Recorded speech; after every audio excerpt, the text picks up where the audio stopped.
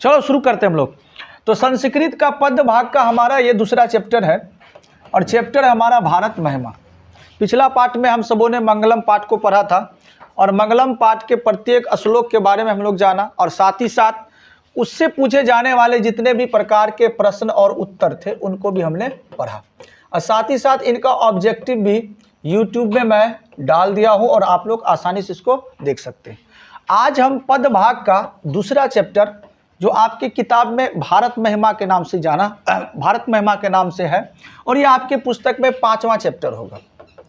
पहले हम पद वाले भाग को पढ़ेंगे 4 चैप्टर को, उसके बाद हम कहानी, निबंध और नाटक को पढ़ें। शुरुआत करते हैं आज का चैप्टर। आज का टॉपिक है भारत महिमा। नाम से पता चल रहा है भारत और महिमा। भारत हमारा देश है और महिमा मतलब निश्चित तौर पर इसका गुणगान किया जाएगा, महिमा गाया जाएगा। कुछ न कुछ बातें होंगी जिसके बारे में यहाँ पर कुछ श्लोक को लिखा गया। थोड़ा सा बात इस चैप्टर से संबंधित जानेंगे कि आखिर इस चैप्टर में है क्या, इस चैप्टर में हमें बताना क्या चाह रहा है। तो जितने भी पाठ को आप पढ़ेंगे तो आप शुरू में परिचय को पढ़ेंगे और परिचय से ही पता चल जाएगा कि इस भारत महिमा पाठ में या अन्य पाठ में आखिर हमारे कवि बताना क्या चाहते हैं। शुरुआत करते हैं इस चैप्टर का परिचय को। देखिए पहला शब्द देखिए, अस्माकं देश। आप समझिएगा अस्माकं मतलब होता है हमारे या हम लोगों का, देशा मतलब देश, भारतवर्ष कथ्यते कहलाते हैं। हमारा देश भारतवर्ष कहलाता है या ये भी कह सकते हैं कि हमारे देश को भारतवर्ष कहा जाता है। ये बात तो हम लोग पहले से भी जानते हैं। अस्य मतलब होता है इसकी, महिमा मतलब महिमा, सर्वत्र सभी जगह, गीयते मतलब गाए जाते हैं। चलो ना। पाठे अस्मिन, फिर देखिए पाठे अस्मिन, अस्मिन मतलब इस, पाठ मतलब पाठ, ऐकार मतलब हमने आपको बताया था मैं। इस पाठ में बहुआ, इस पाठ में विष्णु पुराणात, भागवत पुराणात च प्रथम द्वितीय च क्रमशः पद्यम गृहीतमस्ति। अब ये गृहीतमस्ति मतलब ये मस्ती नहीं है, स्पष्ट कह रहे हैं कि तो इस पाठ में विष्णु पुराण और भगवत पुराण से प्रथम और 2 पद लिए गए हैं। शेष ध्यान देंगे आगे का क्या कह रहे हैं, अवशिष्टानि जो शेष है, शेष 3 पद आपको मिलेगा। पद अन्यध्यक्षेण निर्मीय प्रस्तावितानि, अविष्ठानि मतलब शेष जो पद होगा, जो अन्य होगा, वो अध्यक्षेण साहब जो इस पाठ को बनाया है, इस पाठ को बनाने वाले 2 पद भागवत पुराण और विष्णु पुराण से लिए हैं और अन्य 3 पद को खुद वो लिखा है और लिख करके आपके सामने इस पाठ में रख दिया। आगे कह रहे हैं भारतं प्रति भक्ति, भारतं भारत के प्रति भक्ति अस्माकं, अस्माकं मतलब हमारा, भक्ति मतलब भक्ति भारत के प्रति कर्तव्य रूपेण वर्तते, कर्तव्य के रूप में है। अगर आप सारांश के रूप में देखें तो भारत महिमा पाठ में हमें स्पष्ट ये कहा जा रहा है कि इस पाठ में भारत की महिमा का, भारत की गुणगान करने के लिए 2 श्लोक या 2 पद पुराणों से लिया गया है, जिसमें से एक विष्णु पुराण और दूसरा भागवत पुराण है और शेष अन्य पद को अध्यक्ष साहब ने निर्मित किया है और इस प्रकार से 5 पद आपको इस पाठ में देखने को मिलेंगे। अब हम बढ़ते हैं थोड़ा सा आगे, शुरुआत करते हैं हमारा पहला। देखिए ये जो पद है आपका पुराण से लिया गया हुआ, इसलिए ऊपर में हमने लिख दिया है पौराणिकी। तो पहला पद को लिया गया है विष्णु पुराण से और दूसरा पद को लिया गया है भागवत पुराण से। क्या कह रहे हैं पुराणों में कि गायंती देवा कील गीत कानी, गायंती गा रहे हैं, अंती लगा है मतलब बहुत सारे लोग गा रहे हैं, 1 2 नहीं बहुत सारे। देवा देवतागण किला निश्चय ही गीत कानी। देवता लोग निश्चय ही गीत गा रहे हैं किनके बारे में? भारत के बारे में। धन्य स्तुते भारत भूमि भागे। ये गीत गाकर कह रहे हैं कि धन्य स्तुते वे लोग, ते मतलब क्या होता है? वे लोग, धन्य स्तु धन्य है जिनका जन्म भारत भूमि में हुआ है। जिनका जन्म कहाँ हुआ है? भारत भूमि में हुआ है। क्यों ऐसा कह रहे हैं? क्योंकि स्वर्ग पावर्ग अस्पद मार्ग भूते। बाबू, ये जो भूमि है, ये जो हमारी भारत भूमि है, पुराणों के अनुसार स्वर्ग पावर्गे, स्वर्ग और मोक्ष प्राप्त करने वाले मार्ग भूते, मार्ग के रूप में। अगर आपको स्वर्ग जाना हो, जन्नत जाना हो, तो वहां जाने के लिए कोई न कोई तो सीढ़ी होगी, और उसके लिए इस पृथ्वी पर एकमात्र देश है जिसका नाम क्या है? भारत। और इस भारत भूमि में जिनका भी जन्म होगा उसे स्वर्ग और मोक्ष प्राप्ति करने का एक मार्ग मिल जाता है, साधन मिल जाता है, और आप स्वर्ग को प्राप्त कर सकते हैं बशर्ते आपका कर्म आचरण अच्छा हो। आगे कहते हैं भवंती भूय पुरुष श्रुतवात। इसीलिए भवंती भूय, भूय मतलब होता है जन्म, भवंती मतलब होता है पुरुषा, जिन भी पुरुषों का यहाँ जन्म होता है, जिन भी पुरुषों का जन्म होता है वे श्रुतवात मतलब देवता के समान, श्रुतवात मतलब देवता के समान हो जाते, देवता तुल्य हो जाते। क्यों हो जाते देवता तुल्य? क्योंकि स्पष्ट यहां कह रहा है कि ये जो भूमि है ऐसा भूमि है जहां से आपको स्वर्ग और मोक्ष की प्राप्ति होगी, और जो व्यक्ति को स्वर्ग और मोक्ष की प्राप्ति होती है वो ऑटोमेटिक देवता कहलाते हैं, परमात्मा कहलाने लगते हैं। वो मृत्यु और जन्म के बंधन से क्या हो जाते हैं? मुक्त। तो निश्चित तौर पर जिनका भी जन्म भारत भूमि पर हुआ है उन्हें स्वर्ग की प्राप्ति होगी, और वो किनके समान है? देवता के समान।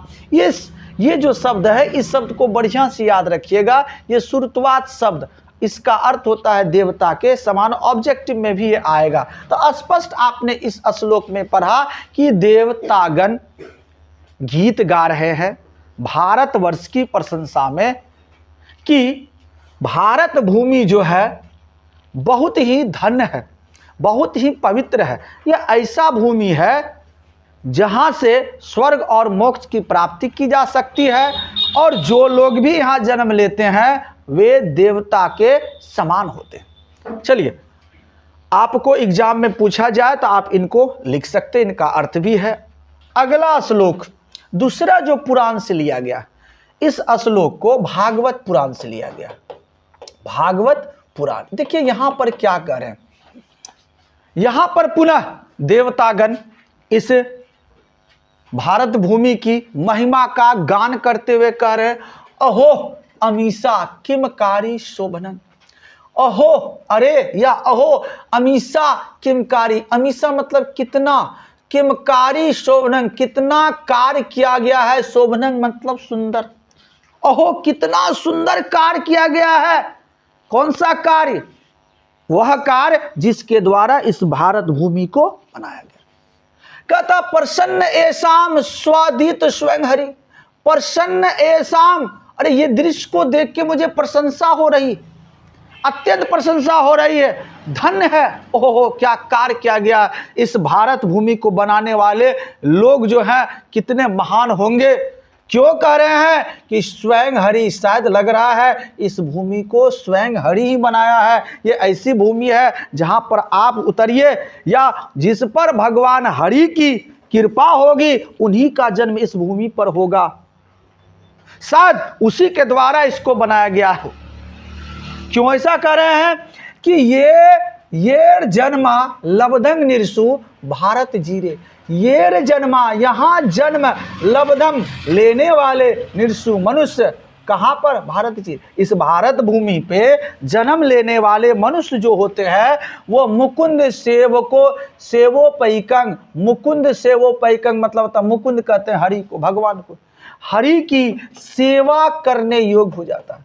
किसकी सेवा करने योग हो जाता है? हरि की सेवा करने योग हो जाता है। तो मेन भगवान यहाँ हरि है, अन्य भी देवतागण है, वो गीत गा रहे हैं और गीत गा के कह रहे हैं ओहो कितना सुंदर कार्य किया गया।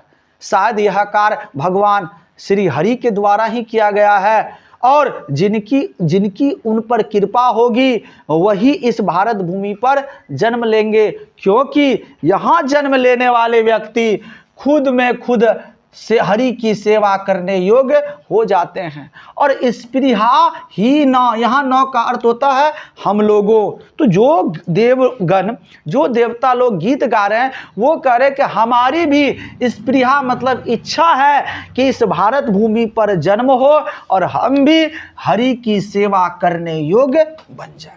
कितना सुंदर श्लोक। ये दो श्लोक पुराणों से लिया गया, पहला विष्णु पुराण और दूसरा भगवत पुराण। अब जो आप तीन देखेंगे, तीन श्लोक अध्यक्ष साहब निर्मित करके हमें बताया है। तो देखते हैं, बहुत आसान सा है, ये आधुनिकी है जिनको अध्यक्ष साहब ने क्या किया है, निर्माण किया है। चल रहा है। इयंग निर्मला वत्सला मातृभूमि। देखिए अध्यक्ष साहब क्या कर रहे हैं, मतलब कवि इयंग यह निर्मला निर्मल, वत्सला वत्सला मतलब होता है ममतामयी करुणामयी। जैसे एक माँ अपने बच्चों को देखकर क्या हो जाती है, गुस्सा नहीं, इतना प्यार भर जाता है कि अपने बाहों में दुलार करती है, वही तो है ममता, वही तो है करुणा। तो कहता ये जो हमारी भारत भूमि निर्मल है, पवित्र है, वत्सला है मतलब ममतामयी है, करुणामयी है, मातृभूमि ये हमारी मातृभूमि है, माँ के समान भूमि। कहता प्रसिद्धं सदा भारतवर्षं, और जो प्रसिद्ध है सदा मतलब हमेशा, भारतंग मतलब भारतवर्ष में तत्, जो हमेशा भारतवर्ष के नाम से प्रसिद्ध। हमारी यह मातृभूमि जो कि पवित्र है, ममतामयी है, वह हमेशा से भारतवर्ष के नाम से इस संसार में प्रसिद्ध है। फिर कहते यहाँ के लोगों की विशेषता बताते हुए कि विभिन्ना जना धर्म जाति प्रभेदी। विभिन्न जना लोग, कैसे लोग रहते हैं, धर्म जाति प्रभेदे, विभिन्न धर्म जाति के लोग यहाँ रहते हैं, प्रभेदे बिना भेदभाव के। विभिन्न जाति धर्म के लोग यहाँ मिलजुल कर रहते, बिना भेदभाव के रहते हैं, रही कत भावंग, और वो जो रहते हैं एकता भाव से। वहंतो वसंते, और एक साथ वो बसते हैं, मिलजुल कर रहते हैं। वहंतो वसंते यानी कि मिलजुल कर रहते हैं, भले उनकी जाति अलग है, धर्म अलग है, वेशभूषा अलग है, लेकिन उनकी जो एकता है वो देखने लायक है। ठीक है, अगला देखिए, अगला अध्यक्ष साहब क्या कह रहे हैं कि विशाला स्मदिया धरा भारतीय, ये हमारी जो भारत भूमि है विशाला अस्मदिया, विशाल है, अस्मदिया हमारी, धरा ये भूमि किनका, भारतीय। जो हमारी भारत की भूमि है वो विशाल है, छोटा मोटा नहीं है, बहुत बड़ा है। कहते हैं सदा सेविता, हमेशा से सेवित हैं, सागरे रम रूपा, हमेशा से सेवित है, सागरे रम रूपा, रम मतलब बहुत ही सुंदर, और किससे, सागरों से। ये तीनों तरफ सेवित मतलब यहां पर कह सकते हैं कि रक्षा करते हैं। और कौन रक्षा करता है, सागर। कैसे, तो आप जब भारत को देखेंगे तो भारत का ये वाला भाग में इधर भी सागर है, इधर भी सागर है और इधर भी सागर है, तीनों ओर से सागर इस भारत भूमि की क्या करते हैं, रक्षा करते हैं। सदा सेविता सागर, हमेशा से रक्षा करते हैं सागर, और यह रम रूपा है, शोभनीय है, देखने में इतना सुंदर है कि मन प्रफुल्लित हो उठता है। रम रूपा मतलब मन प्रफुल्लित हो जाना, आनंद से भर जाना। फिर कहते हैं वने पर्वते निर्झरे भयभूति, कहता वने पर्वते निर्झरे भवभूति, वनों से, पर्वतों से, निर्झरे झरनों से, भवभूति बहुत ही सुंदर, बहुत ही भवलग ये दिखता है। वहंती भिरेशा शुभा चाप गाभी, और हमेशा से यहाँ बहती हुई नदियाँ, पर्वत, झरने इनकी सेवा करते आ रहे हैं, इनकी सुंदरता में चार चांद लगाते आ रहे हैं, और इसको देखने के बाद मन क्या होता है, प्रफुल्लित। तो इस श्लोक में इस पद में स्पष्ट कह रहे हैं कि जो भारत की जो रक्षा करने वाली है वो समुद्र है, भारत की जो शोभा बढ़ाने वाली है वो यहाँ की नदियाँ हैं, झरने हैं, पर्वत हैं। इन्हीं कारणों से ये भारत भूमि अन्य भूमि से बेहतर है, धन्य है और स्वर्ग के समान है। अगला चलते हैं। कहते जगत गौरवंग भारत शोभनीय, जगत गौरवंग, जगत का गौरव भारत शोभनीय, बहुत ही सुंदर। ये भारत जो है इस संसार का गौरव है और यह सुंदर है, शोभनीय है।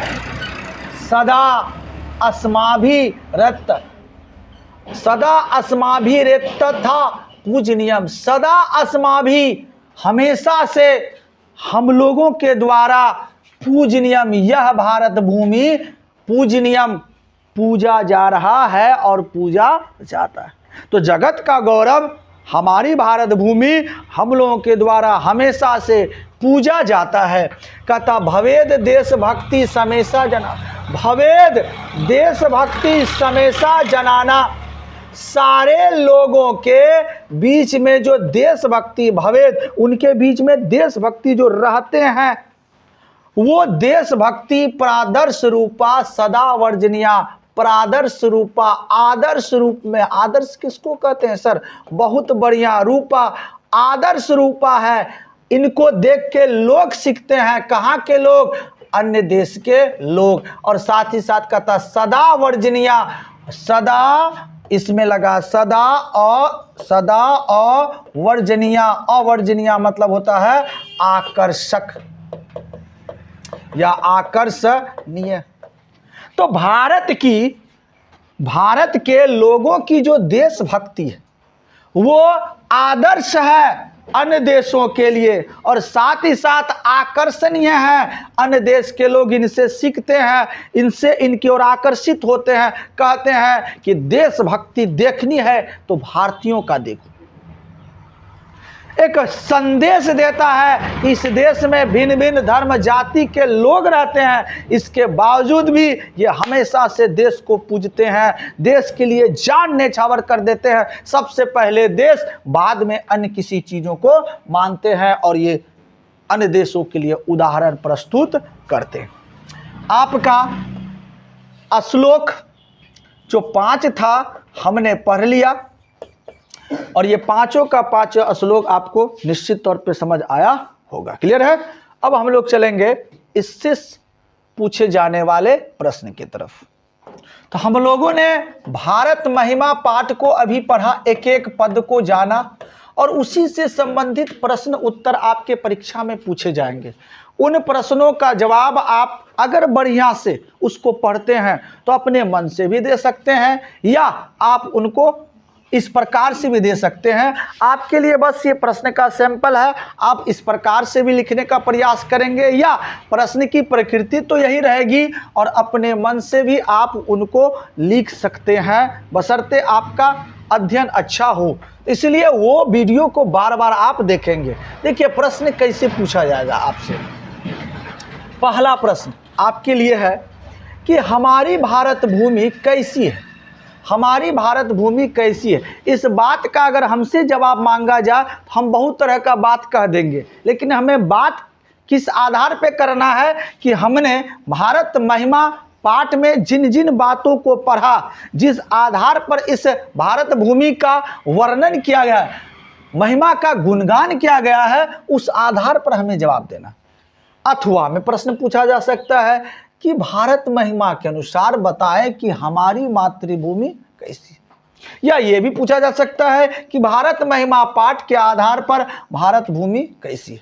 आप इसको लिख सकते हैं कि हमारी भारत भूमि निर्मल है, वत्सल है तथा ममतामयी है। बिल्कुल आप पढ़े हैं।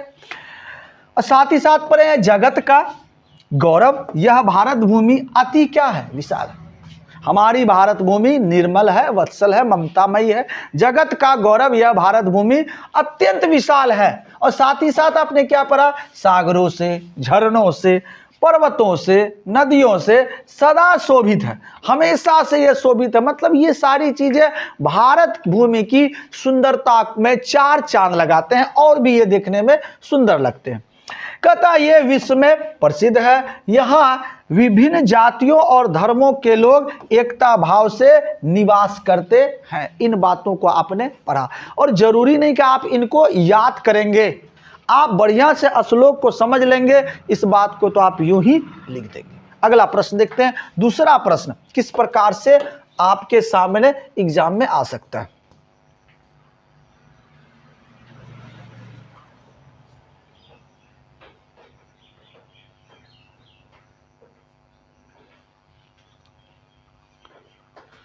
दूसरा प्रश्न है भारत महिमा पाठ का 5 वाक्यों में परिचय दे। सबसे विव्याय प्रश्न, कई बार इस प्रश्न को पूछा गया है। इसी में कहेगा भारत महिमा पाठ का सारांश प्रस्तुत करे। इस तरह से प्रश्न पूछा जा सकता है। प्रश्न पूछा जा सकता है भारत महिमा का वर्णन पठित पाठ के आधार पर करे।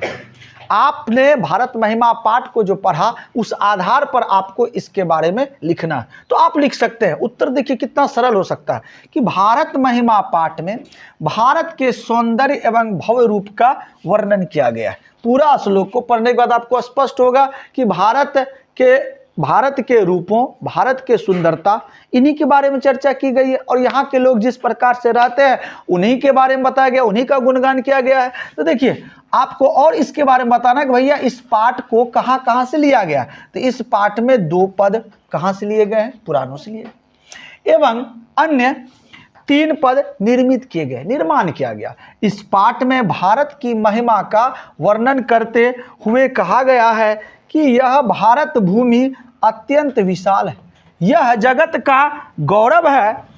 हमारी भारत भूमि ममतामयी भी है, वत्सल भी है, निर्मल भी है, सागरों द्वारा, नदियों द्वारा,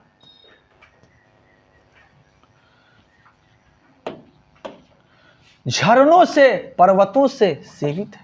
इसका रम्य रूप मतलब मनोहर रूप अत्यंत ही शोभनीय, बहुत ही सुंदर है। यहाँ विभिन्न जाति धर्म के लोग एकता भाव से मिलजुल कर रहते हैं। इनकी एकता आकर्षणीय है, इतनी आकर्षणीय है कि लोग अन्य देशों के लोग इनसे सीखते हैं कि क्या देशभक्ति है। कुछ भी हो जाए लेकिन देश से कभी गद्दारी नहीं करे, एवं आदर्श रूपा है।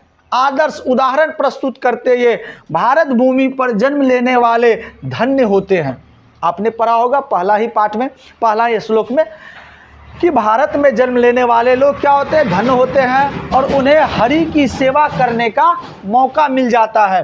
अगर आप यहाँ हैं तो आपको हरि की सेवा करने का मौका मिलेगा, उन्हें मोक्ष की प्राप्ति करने का अवसर प्राप्त होते हैं। इसीलिए देवतागण कहते भी हैं कि इस भारत भूमि पर जन्म लेने वाले लोग देवता तुल्य समान होते हैं, अर्थात सुरत्वात होते हैं। नेक्स्ट प्रश्न, अगला प्रश्न आपको कैसे पूछा जा सकता है।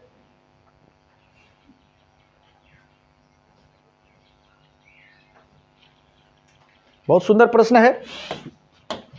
प्रश्न है भारत महिमा पाठ के आधार पर सभी जनों की देशभक्ति कैसी होनी चाहिए।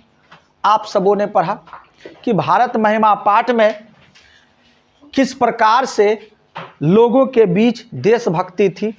ऐसी देशभक्ति थी कि अन्य देश के लोग इनसे सीखते थे, अन्य देशों के लोगों को ये अपनी ओर खींचते थे, कहते थे कि सीखना है तो इससे सीखो। देखिए क्या है कि सभी जनों की देशभक्ति आकर्षणीय और दूसरों के लिए आदर्श रूपी होनी चाहिए। यानी कि आपके अंदर देशभक्ति ऐसी होनी चाहिए कि लोग आपसे सीखे, आप लोग से नहीं सीखे।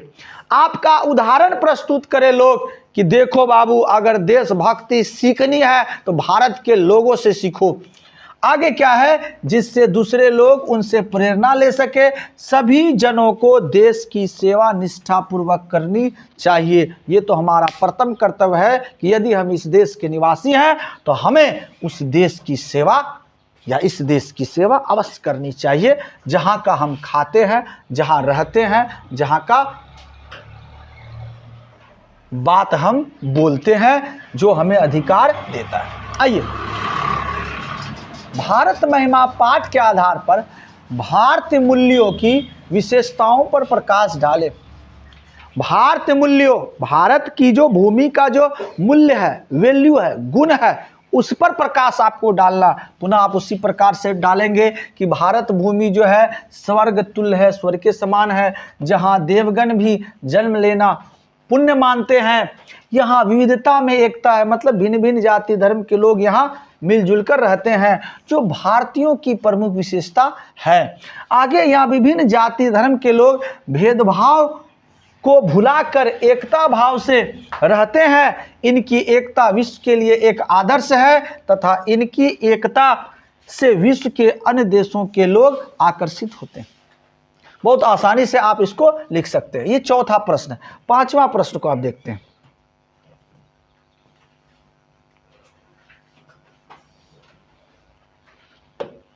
प्रश्न है कि देवगण भारत के गीत क्यों गाते हैं?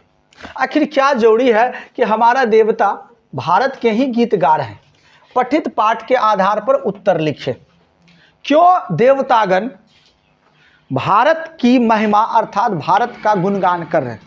तो देवतागण ये कह रहे हैं कि ये भूमि, ये भारत भूमि ऐसी भूमि है जहां जन्म लेने वाले व्यक्ति धन्य है। क्यों धन्य है? क्योंकि यहां से ही स्वर्ग और मोक्ष प्राप्ति का मार्ग प्रशस्त होता है। यहां पर रहकर ही हरि की सेवा की जा सकती है। इसीलिए ये भूमि क्या है? बहुत ही धन्य है और इसी की प्रशंसा में गीत गाते हैं। देखिए, देवगण भारत देश का गुणगान करते हैं क्योंकि भारत भूमि स्वर्ग और मोक्ष प्राप्त करने का साधन है। मनुष्य भारत भूमि पर जन्म लेकर भगवान हरि के सेवा के योग बन जाते हैं। भारत महिमा, अगला प्रश्न देखिए, भारत महिमा पाठ से क्या शिक्षा मिलती है? लास्ट प्रश्न है आपका, भारत महिमा पाठ से क्या शिक्षा मिलती है? जब आप पांचों के पांचों पद को पढ़ते हैं तो आप उससे क्या सीखते हैं? 5 वाक्यों में उत्तर दें। हर जगह वही बात लगभग आएगी। भारत महिमा पाठ से यह संदेश मिलता है कि हमें भारत होने पर गर्व होना चाहिए। क्यों होना चाहिए? क्योंकि इस पाठ में स्पष्ट कहा गया है कि भारत जो है वो जगत का क्या है? गौरव। ये संसार का गौरव है, तो मतलब हमारे लिए गर्व की बात है। हम भारतीयों को हरि की सेवा करने का मौका मिला। देवता लोग गीत गाते हुए कहते हैं कि जिन लोगों का जन्म इस भारत भूमि पर हुआ है वे स्वर्ग और मोक्ष प्राप्ति कर सकते हैं, वे धन होते हैं।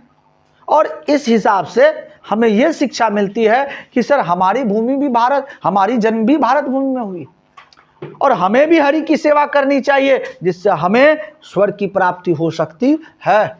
अगला क्या है? मोक्ष की प्राप्ति का अवसर भी मिला है। हमें देशभक्त होना चाहिए और हम सब भारतीयों को मिलजुल कर रहना चाहिए।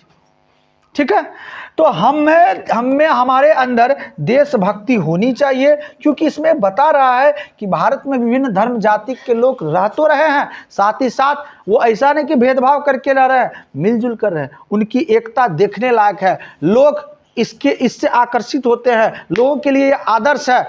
इसी बात से हमें सीख लेना चाहिए कि भैया जो चीज़ें पहले थी और उनका पूरा विश्व में बात हो रहा है, लोग उदाहरण प्रस्तुत कर रहे हैं, हमें भी अपने अंदर देशभक्ति रखनी चाहिए और बिना भेदभाव के मिलजुल कर रहना चाहिए।